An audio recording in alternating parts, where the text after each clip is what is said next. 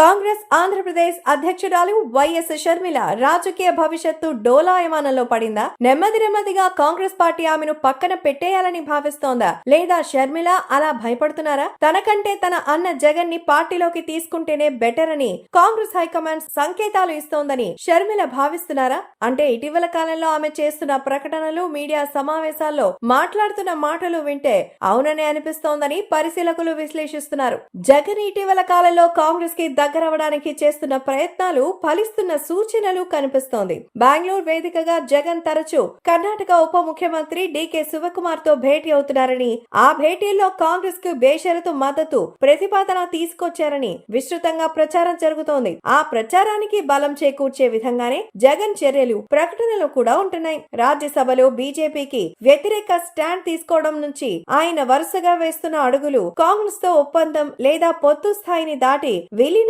దాకా వెళ్లాయని కూడా వైసీపీ శ్రేణుల్లో పెద్ద ఎత్తున చర్చ జరుగుతోంది. ఈ నేపథ్యంలోనే షర్మిల తన దారి తాను చూసుకోక తప్పదని గ్రహించారని అంటున్నారు. అందుకే ఆమె విమర్శల దాడి రాష్ట్రంలో అధికారంలో ఉన్న కూటమి సర్కార్పై కాకుండా కనీస విపక్ష హోదా కూడా లేని తన అన్న పార్టీ వైసీపీ మీదనే ఎక్కువగా ఉంటుందని అంటున్నారు. దీంతో ఆమె చేస్తున్న రాజకీయం రాష్ట్రంలో కాంగ్రెస్ కి కాకుండా తెలుగుదేశం కి ప్రయోజనం కలిగేలా ఉంటుందన్నది. ఈ విషయాన్ని కాంగ్రెస్ వర్గాలు రహస్యంగా కాదు, బాహాటంగానే చెప్తున్నాయి. ఇటీవల అచ్యుతాపురం ప్రమాదం విషయంలో షర్మిల విమర్శలన్నీ వైసీపీ టార్గెట్ గానే ఉండటాన్ని కాంగ్రెస్ వర్గాలు ఉటంకిస్తున్నాయి. అచ్యుతాపురం ప్రమాదానికి కారణం వైసీపీ సర్కార్ నిర్వాకమేనని ఆమె కుండలు బద్దకొట్టడమే కాకుండా తెలుగుదేశం కూటమి సర్కారును వెనకేసుకుని వచ్చేలా మాట్లాడారని అంటున్నాయి. అచ్యుతాపురం ప్రమాదం విషయంలో అధికార తెలుగుదేశం, ప్రతిపక్ష వైసీపీ పరస్పర ఆరోపణలు చేసుకుంటున్నాయి. తమ ప్రభుత్వం వచ్చి 2 నెలలే అయింది. గత వైసీపీ ప్రభుత్వ నిర్వాకమే ఈ ప్రమాదానికి కారణమని తెలుగుదేశం ఆరోపిస్తుంటే,